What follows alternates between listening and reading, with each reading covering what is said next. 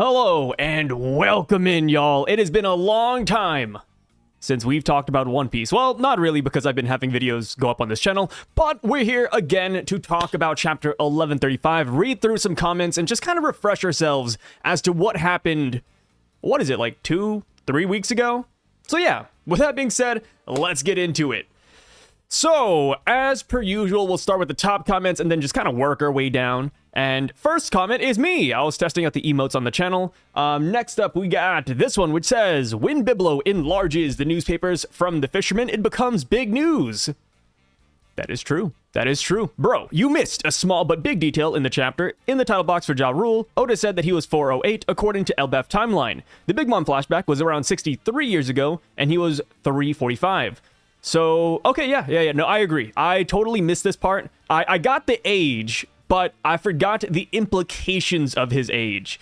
And yes, it does dismiss the time anomaly theory of Elbaph. So that is one thing we can check off for what Louis Arnaud's warning could be about, which makes it even more mysterious now, right? If it's not time, if it's not gigantification, what could it be? Maybe it is gigantification, though. I don't want to write that one off completely, because Jarul is double the size of Brogy in that chapter. I don't know if I mentioned that either in the review video, but if you look at it, dude, Jarul's huge. And you could be saying, Sai, that makes sense, right? He's 408 years old. But here's the thing. Back when Oda gave us Jarul's Vivre card, the dude was smaller than Brogy. You know, like, of course, Vivre cards always have to be taken with a grain of salt. Sometimes they're looked over by Oda. Sometimes Oda just kind of glances at it and he says, ah, yeah, sure, send it. But it does say that Brogy's supposed to be taller than him. So what's going on here, right? Is the gigantification theory true?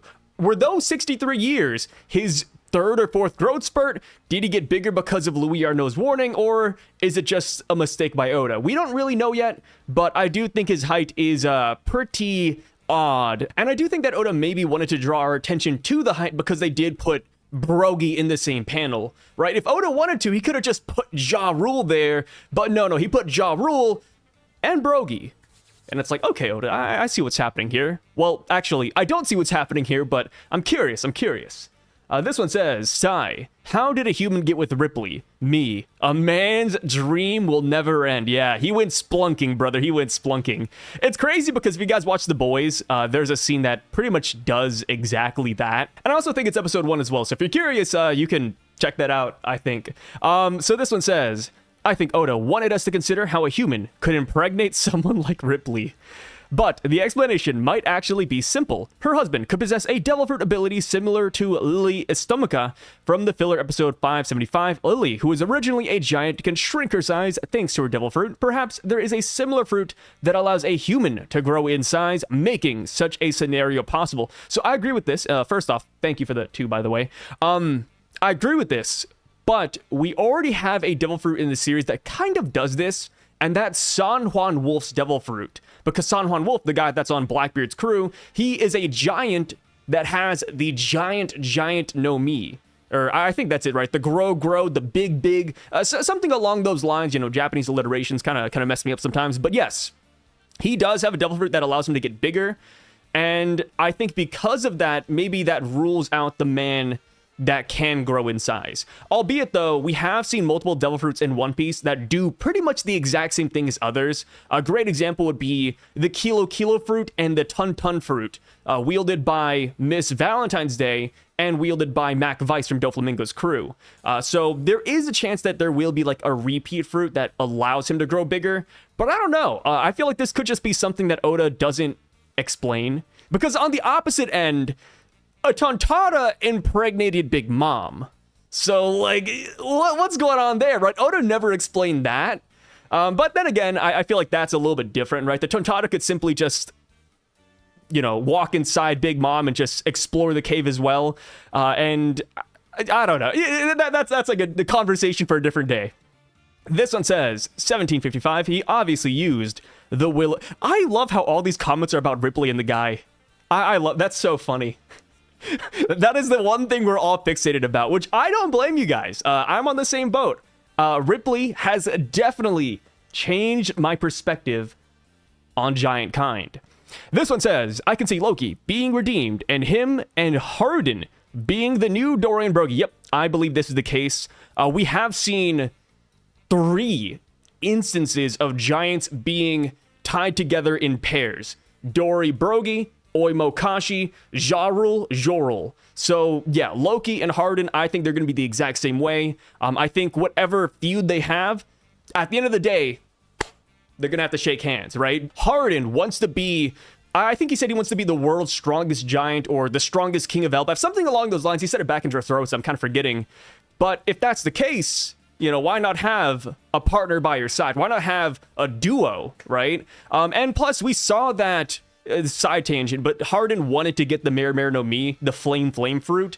So it's like, dude, imagine if Harden does get like some kind of fire abilities and he matches whatever sun god Loki is. Like, I think the duo could have a lot of hype behind it, and I'm all for it. And plus, who doesn't like brothers coming together and fighting the good fight, right? We love Ace, Sabo, and Luffy for a reason.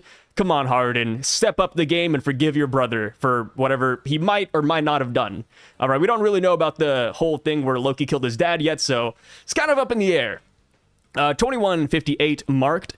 If Frankie takes an Adam Tree seed back to the Water 7, if what the viewer's comment said is true, that can save it from flooding, and the tree could grow exponentially faster than anywhere due to Aqua Laguna. Okay. Taking the Adam Tree seed to Water 7. I don't think that's a good idea, personally, because Water 7, Iceberg wants to make it a floating island. I feel like if the Adam Tree ever gets to that size that we see here in Elbaph, that boat's gonna sink, you know? I think that might not be the best idea, especially if Water 7 can already float. People can already survive there. I think maybe putting the tree in the middle of Longland would be a better idea, if that's even possible. Well, no, it is possible. Is it? No. There's not a landmass in the middle yet. Maybe there is once you reduce the water down. I think that's a really popular theory. But I think there are better places to go. As far as Frankie taking the Atom Seed back, though, I think this is huge. I think you're totally correct in this line of thinking, though, that other islands should get an Atom Tree. If there's no downsides to this tree, I say do it. And the reason I say that is because we've seen a lot of trees in the world of One Piece that have had very negative effects on people. I always go back to Skypiea with the Kona trees, the ancestral trees. Those trees gave tree fever, and people ended up dying because of it. And then, of course, we have, like, Strong World, where we had, like, poisonous trees as well. Like, trees are kind of scary. So hopefully Frankie does his research before he does this. But yeah, I agree. I do think that this could save the world from flooding, but the flood is at our doorstep, though. That's another thing, too, right? If there's a flood in the future, this would be great, but I don't think the tree can grow super fast to where it can save everybody right away. Unless we go to, like, Shinobu. Shinobu has the rot fruit, but she is able to mature Momonosuke, so maybe it can mature the tree as well. Maybe Shinobu comes in clutch. This one says, now that the giant kid was introduced, I can definitely see Scopper making his debut. I agree. The only downside with Colin not relating to Scopper right now is just the hair. Like, Colin's hair doesn't look like his mom's, and it doesn't look like Scopper's. So that's the one thing I see people pushing back on, but I do think it might be Scopper. If I was a betting man, which I used to be, you know, back in the day, I used to go to the casino every single night after college, yeah, I would bet on Scopper 100%. And the reason why is because for me, at least, he's the one person that kind of makes sense. You know, it's not like a 100% deal, but it's like at least like 30, 40, which is better than pretty much every other character out there. This one, I said, wait till 2026 Noah, yeah. Misspeak. Whenever we hit a new year, I always just mess up the years. I say 2024, 2025, 2026. I just F it up for like a whole month, so my bad. I'm here, guys, I'm here. This one says, my brother, I'm telling you, Stabs and Mr. Girl are going to look for the key to free Loki. There's only one significant thing left in the castle, and it's not Loki, but the key to free him. Yes, that could totally be the case. They could have like a storage room, and they get the key there. But then again, they don't know where Loki is, right? They showed up, and they're like, hey, like, where is Loki? So it's like, maybe they don't know he's chained up. I don't know yet. I don't know. And here's the thing. If they do go after the key, this could be another scenario where they do go and run into Luffy, because Luffy should also be looking for the key. We don't know Luffy's timeline yet, right? Does Luffy want to party all the way through and then find the key? Or is Luffy going to slip away from the party and get the key while everybody's distracted? You know, and here's the hard part too. Luffy isn't exactly a mastermind. Yeah, like I think he's just going to kind of wing it. So we can't really predict what Luffy's going to do here. But I do think that he will run into them though. I feel like it would be really foul if Luffy does not run into these guys while he's on his mission to free or help Loki, or fulfill his promise at least, which we don't know what it is yet, right? I'm assuming Luffy promised Loki that he would free him, but we did not see the details of that full promise. Oda actually cut away from that whole scene. This one says, giants age differently than humans, and the same goes for half giants. Colin looks to be about the same age as Harden was during Loki's birth. Harden is 81 and Loki was born 63 years ago, making Colin about 18 years old right now. Whoever his father is must be a major player from almost 20 years ago, which is why, like I said, timeline-wise, man, timeline-wise, Scopper's looking kind of good. Scopper's looking kind of good. All right, so this one right here says, oust is how you spell the word west in French. It's pronounced as in west in French as well. So in translation, it's West Castle near the Western Village, which kind of makes me wonder, is there like an Eastern Village, Northern Village, Southern Village? I don't know. But also, it's interesting that we have a potential French word here when we're in Elbaph, which is, of course, Nordic inspired, right? It's not exactly fitting in with the Danish, Swedish, Nordic themes. So yeah, it's kind of fascinating. But also, I did thank him here as well. I always appreciate when people call me out or like help me along the way, because I'm not perfect, guys. I'm just a regular dude reading One Piece. So sometimes I'll ask questions, and I love it when you guys answer and give me good responses like that. So this one says, there is a non-zero chance that Ripley's husband is Xebec, and I cannot be convinced otherwise until we meet him. A non-zero chance that it's Xebec. I mean, you're not wrong, but I think my main problem with Xebec is that he seemed like a villain, like a real menace to society. Like, would they let Xebec live here? And also, Shanks was here as well. Like, would Shanks... No, Shanks was a baby when God Valley happened, so maybe he doesn't carry, like, a grudge or anything like that. But, I don't know. Like, I would like to think that Xebec would be like, that damn Roger beat me. Time to take it out on his protege, right? I think that's the one part where I get held up, but you're right. It's not 0%. Garrett is into human cosplay, but Road literally has a dungeon. And I agree. See, here's the thing. This comment is in response to what I said about Garrett, and I said, hey, she is a good timeline Road. She is one bad step away from becoming him. She's fascinated and fixated on humans. She has the human clothes, just like Road. Like, all she's missing is that dungeon.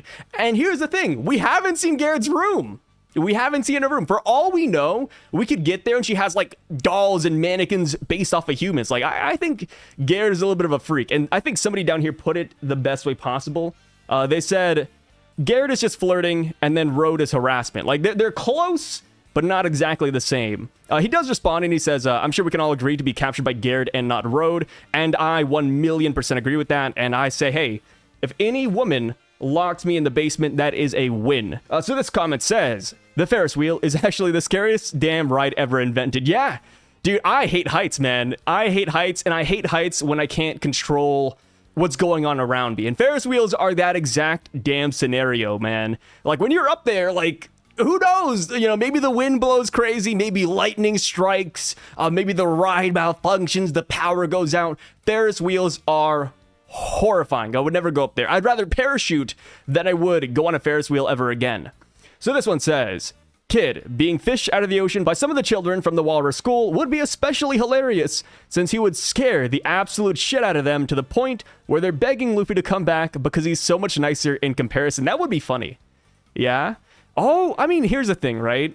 We still don't know why it's called the Walrus School, right? The Owl Library has an owl. Maybe there's like a walrus that's like going around Elbaph and it picks Kid up? Maybe? You know, I don't know. Walruses, huh? Like, I'm still fixated on this. Like, why walrus? Somebody said that maybe King Harold looked like a walrus. Maybe King Harold had a walrus devil fruit. And that's not bad. That's not bad. But, I mean, the owl is an actual thing. That's an actual, like, animal, right? There's got to be a walrus here somewhere. And, of course, like, we had the pond nearby the school. But that pond is small, man. I don't know if it could fit a walrus. And I feel like we would have seen him. I don't know. Yeah, maybe the walrus saves Kid. I like this. I like this. So going down, they say, the owl is interesting. Ooh, there we go. The owl is interesting to me because it's a bird of the night and is often represented under the moon. In a place that represents the sun so much, why are they so reliant on a bird that represents the moon? We still don't know what all this symbology means, but I think at some point we might, and stuff like this could have more context. Question is also, is Colin a Buccaneer? He is half giant. Are there more Buccaneers like that in Elbaph? I thought they were rare, even so much so that Big Mom didn't have one, but maybe she did. I'm glad you're finally on the Scopper bandwagon. It makes so much sense. I've always been on the Scopper bandwagon. When it comes to Colin's dad, the minute they talked about him, I was like, okay, it's him. As far as the guy off the coast, I thought it was Shiki, but now that we have this, I think they're the same person. 100% Scopper. Is Colin a Buccaneer, though? I don't believe so. I don't think he has the build for it. Buccaneers have a very distinct build, in my opinion, which is hard to say because we've only seen two, right? We have Kuma and his dad Clap, but they both have the same, like, small legs and stupid Dorito-shaped body. So because Colin doesn't have that, I don't think he's a Buccaneer. Of course, he is like a half giant, so maybe like half giant, half Buccaneers look weird, or maybe they look more like a giant. But we have seen another half giant before with the Wotans, which is half giant, half fishman, and they look bizarre. Like it's just a weird amalgamation. So because of that, I don't think that Colin's dad is a Buccaneer. And here's the thing, right? I do agree that I think we do need more Buccaneers in the series, but that was when I thought Kuma was dead. Because for me, at least, the way I see it is that by the end of the series, we still need like one of each race, which is why I think Oda didn't kill King off, right? King is still alive. He's in impelled down. He's probably going to get broken out at some point, and then he's going to repopulate the Lunarian race. And I was like, damn, like, it sucks that Kuma's dead because the Buccaneers are gone at that point. But if Kuma gets brought back to life thanks to Lilith and Vegapunk, then I do think that solves the extinction of the Buccaneer problem. So because of that, I don't think Colin's dad has to be a Buccaneer. But yeah, as far as Big Mom goes, I'm not too sure. I feel like that could just be one of the races she talked about that she doesn't have. So now, going down, let's see here. They say, gotta love Luffy's parenting style. Yeah, Luffy's not bad. You know, he's very much like Garp, just kind of doing his own thing, not really caring about the kids. Like grandpa, like grandson. I would say father like son, but we haven't really seen Dragon and Luffy interact, so that's something. This one says, Colin seems to be the inverse of Vicky the Viking. I watched that show as a child, and Vicky was all about finding smart and non-violent situations, unlike the rest of the Vikings, who were kind of dumb-strong. That is true. That is true. Despite Colin being a reference to Vicky the Viking in terms of, like, outfits, Oda is going the opposite way with him, which is kind of funny. So next up, we got this one that says, the helmet that saved him, the sword went through his head. You can see the sword sticking out of the back of his head in a close-up. Maybe it's like a Halloween knife through the head cosplay, which is what I agree with as well. I think that maybe it's just like that, where instead of somebody stabbing a sword through Jarul's skull, I think what it is somebody simply whacked him with a sword and it contorted to his head. And that's why it looks like it's coming out from the back. But in reality, it's just like it's just like that, right? That's kind of how I'm seeing it right now. That's the only logical explanation. You know, like, if a sword goes through anybody's head, they would just die. I mean, we got context of that back in Logtown, where when Luffy went to the bar, not canon, but it is in the One Piece Logtown novel that Oda wrote, but there is that scene where we hear about Gold Roger's legacy and how he one-shotted a giant by stabbing him in the head. I think this could just be a callback to that too, which is kind of fun. I think there's a logical explanation to why this guy's alive. Going down, they say, I wonder if the mummy bandage literally sucks the moisture or something out, or whatever part of the bandage wraps around, like Crocodile, but maybe a little more of a broken version. That could be it. Also, like, since we're getting these crazy abilities with, like, the Gorosei, for example, this could just work, like, even wilder, and maybe the bandages just inflict pain, like straight pain, kind of like how Kuma is able to extract pain and give it to people. Maybe those bandages have pain as well. Maybe you wrap a wound in it, and then the wound transfers to the bandage, and then you send the bandage to somebody else. So pretty much like Kuma's fruit, but a little bit less versatile, I think. Maybe. Forget the bump that is his left arm, and look at the hand placement on the sword. Ooh, yeah, left hand. I'm telling you, man, this guy's not Shanks. This guy's not Shanks, which thankfully, people have kind of jumped away from that wagon. Actually, yeah, we have not seen a single person say that yet, so it looks like people are just believing that this is a clone-twin, and I hope we see him in the next chapter, man. I hope Oda doesn't blue ball us for too long. This one says, it'll be cool if Chopper gets a Monster Point to read the books, which would be really good. You know, there's no real downsides to Monster Point right now. Mine is just like a time limit, which it doesn't even wear him out per se, it's just a time limit. So yeah, Chopper, go Monster Point, read some books, easy peasy.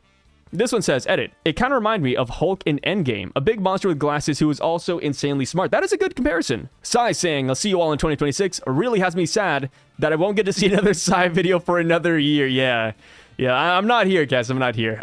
This one says, Bae, wake up, Sai uploaded. Usopp versus Luffy 2.0, but it's because Usopp catches Luffy trying to steal keys to Loki's chains, and Usopp confronts Luffy and tries to fight him. Yes, I would love Usopp versus Luffy 2.0, especially now that Luffy has Sun God Nika mode and all the gears, right? When Usopp fought Luffy, Luffy did have gears second by that point, I believe, or at least he was on the cusp of it, but, you know, he didn't use it. So I'm like, yo, like, I want to see Usopp versus Luffy now, but it's hard to believe that this would be a serious fight, right? Because if Usopp catches Luffy stealing the keys for Loki, yeah, they'd probably argue, but I can't see Usopp being passionate about taking Luffy down, right? Because when they were fighting over the Going Merry, Usopp was fighting for his damn life. He was enraged, aggroed, you know, he was on his final health bar. Usopp was going at it. I can't imagine Loki's keys triggering that same emotion. At least not yet. Maybe something else happens down the road where Luffy does antagonize the Giants and this does happen. But right now, I feel like, while it is a cool idea, I do think we need more to get there. All right, this one says, Bae, I woke up downstairs and Sai just dropped a video. The Holy Knight girl with the shanks could have the powers of the pain. Oh, literally what I just said, kind of. Yeah, the pain fruit, granting her the ability to inflict intense physical pain on others without causing visible injuries. The user might channel this power through touch or objects like bandages, for example, wrapping someone in pain-infused bandages that amplify every sensation into unbearable. Isn't that crazy? We came up with the exact same idea. That's so cool. I like that. See, we kind of mind roped that, huh? And that's what I love about the One Piece community. At first, I was like, wait, am I saying something stupid? And then I got somebody right here saying the exact same thing. That is beautiful. Targeting specific nerves to maximize the suffering. This ability would explain why a giant guardian screamed so loudly. It could have been subjected to unimaginable pain without any external wounds, or something like the mummy fruit, which would allow the user to transform into a mummy-like creature from ancient mythology. In this form, they could gain the ability such as draining life force. Yep, pretty much anything a mummy could do. I completely agree. I'm actually on the mummy train more than I am the pain bandage train. And that's just because I like the notion that all the Gorosei and all the Holy Knights are based off of original monsters, or, you know, cryptids or something of the sort, or popular media monsters. I do wish there was like a good umbrella term for all of them, but you guys get what I mean. So this is what I really enjoy the most, just the mummy route.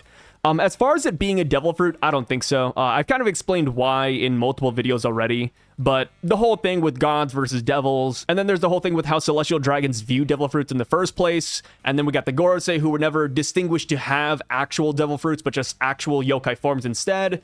And then, of course, last but not least, we have Saturn experimenting with powers being passed down to children, which, you know, does Bonnie have a devil fruit at that point if she was just born with it? It's kind of dicey. So I do want to step away from the fruit notion, but I understand why people do it. I talked to Brago, and he's like, yeah, like, we've been with devil fruits for like 27 years now. If we see a power, it's probably just a devil fruit. And I get that mindset. I do. But yeah, overall, though, I agree with you completely. I feel like we're just the same person. Maybe this is my alt account, really. we're one and the same. Woohoo! Early chapter. This one says, I think the dad of Colin - the guy off the coast is Jackson Banner. Jackson Banner. Wait, who's that? Jackson Banner? Oh, interesting. Oh, okay. So, man, I didn't even know about this guy. He was a part of Roger's crew, yeah? Yeah, Roger's crew. Whereabouts unknown. Yeah, well, okay, to be fair, the hair matches. I like that. See, this is something I talked about earlier, right? I was like, hey, you know, Scopper sounds like a great idea, but the hair, man, the hair just doesn't match. This guy's hair does match. It does. It kind of looks like Sun God Nika, right? Or like the flying Nimbus. He just got the flying Nimbus on his head. Yeah, I like that. It also makes sense because Jackson has the Gear 5 Nika hair. Why not have him on Elbaph? And this person also says that I think we won't see Scopper until Lodestar. Okay, so here's the thing. Jackson Banner is a good pick because of the hair, but when it comes to the guy off the coast, his hair doesn't match Jackson Banner, though. So we cause another confliction because of that. Because the guy off the coast, he has like that crazy long, spiky, Shiki hair. This guy has like curly hair, right? Here, let me look it up real quick. I can't see it changing into this, right? There's a good image. Yeah, like I feel like these hairs would not match up. So it can't be the guy off the coast. But as far as it being Colin's dad, not bad. I mean, hell, we still don't know if the guy off the coast is Colin's dad. That's just the connection a lot of us are making. But that right there doesn't have to be the case. We could see Jackson Banner and Scopper. It could be two separate things. So down here, they say maybe Rhodes stole Garrett's clothes for little people to use in his playhouse. Oh, huh. Yeah, that could be the thing too, right? Rhodes is going into Garrett's office and stealing the clothes. Also, I think a pain fruit using bandages. There we go. Look, another pain idea enjoyer. We're growing in numbers, boys. Instead of healing, it causes pain or wounds. Would be some twisted sense for God Knights to be a torturer using bandages that should help, not hurt. Another way we could look at it is, you know, going back to the mummy idea, or we could just look at it as a pain idea. But maybe what she can do is she can cause pain to others, put the pain in the bandages, or, you know, life force in the bandages, and she can heal others with that same power. Like, she's taking life force and giving it to other people. So she could also just be the medic of the Holy Knights as well. She could just be the medic. Could be the doctor. Oh my god, AI responses. What does it say? Oh my god, look at the AI response. I like the pain fruit idea. That's definitely interesting and would be super twisted. It would be a very interesting play on Bandit. What? Dude, AI is crazy. What the hell? What is this one? Road has a dungeon, so I don't know why they need clothes for little people. They even put the LMAO? But I do like your pain fruit idea. It's crazy that these AI responses, like, it's one thing if they answer a question, but it's another thing when they actually, like, make an opinion, right? Like, oh, I don't know why they need it, and I like this idea. Like, these are opinions. Like, how does it know my opinions? I didn't even respond to these in comments yet. This is my first time going through them, except for like the first like 5. But yeah, like wow, that's kind of crazy. Is it hearing my mic? Is it like picking it up or something? What is going on? This one says, it's crazy how the God Knights seem like they could be almost as strong as Galino. This is about to get wild. I love this meme. I love the Galino memes. This always brings a smile to my face. Mr. 3, dude. Mr. 3, yes. Underhanded. He played nasty, right? He gave them an exploding barrel to drink. He made them fight each other. But at the end of the day, that's still a Mr. 3 feat that he has against Dorian Brogy. And then, of course, I think he pierced Brogy's hands with wax. He held them down with wax. He was about to cake them in his white stuff with his birthday cake. Like, Mr. 3 was crazy.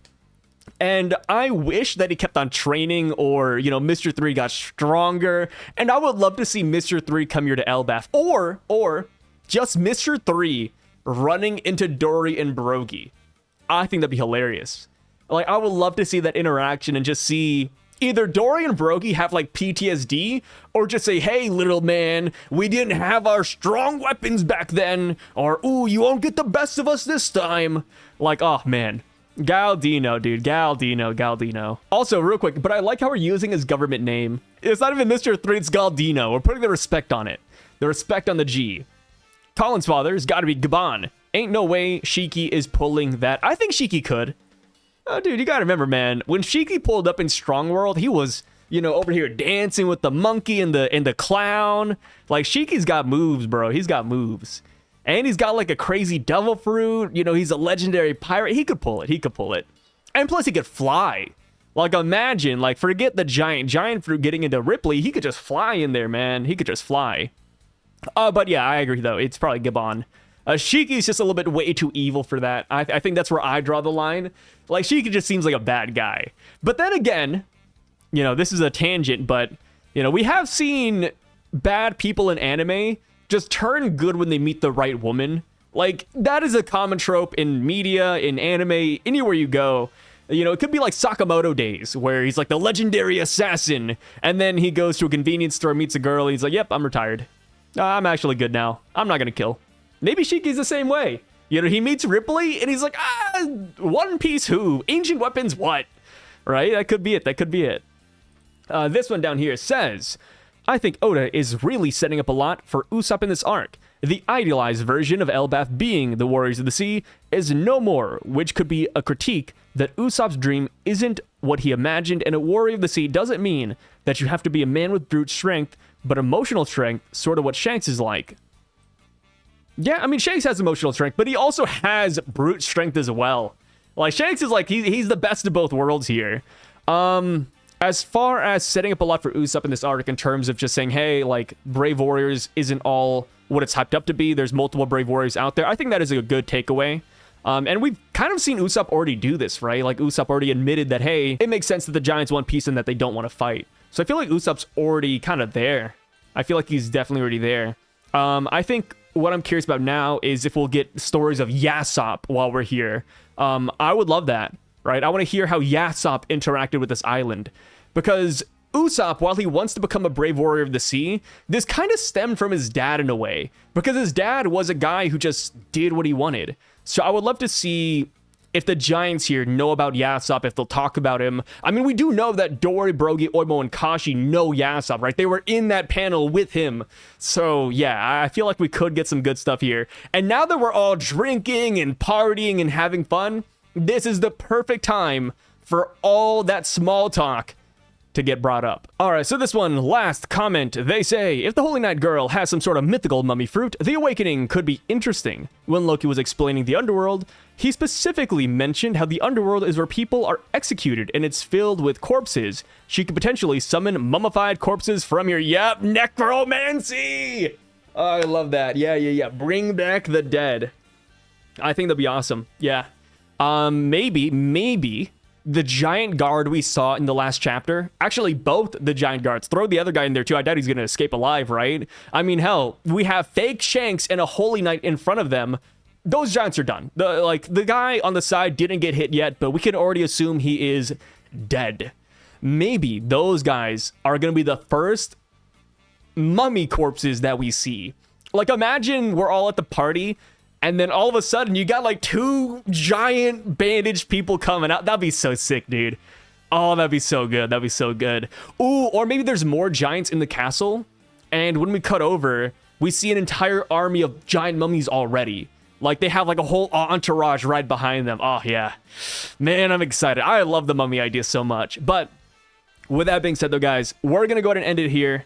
Let me see. How long was this video? About 35-ish minutes? Yeah, not bad. Yeah, we're going to end it here. Fun time. Nice refresh on the chapter. That's why I love doing these, right? It's been 2 weeks. I'm just like, hey, what happened again? Oh, yeah. You guys kind of reminded me. And I love having this back and forth conversation, hearing your guys' theories, whether I'm crazy, whether I'm not crazy, you know, all that good stuff. And now for some shameless plugs, but if you want to check out my gaming content and reaction content, go over to SYVDUCK over on YouTube. I'll link it down below. I also have a Twitch channel where I stream every other night-ish. I also have an anime reaction channel if you want to check that out too, and that's pretty much it. Thank you guys so much for being here again, and I'll catch you guys in the next couple of days when the chapter 1136 releases. Signing out.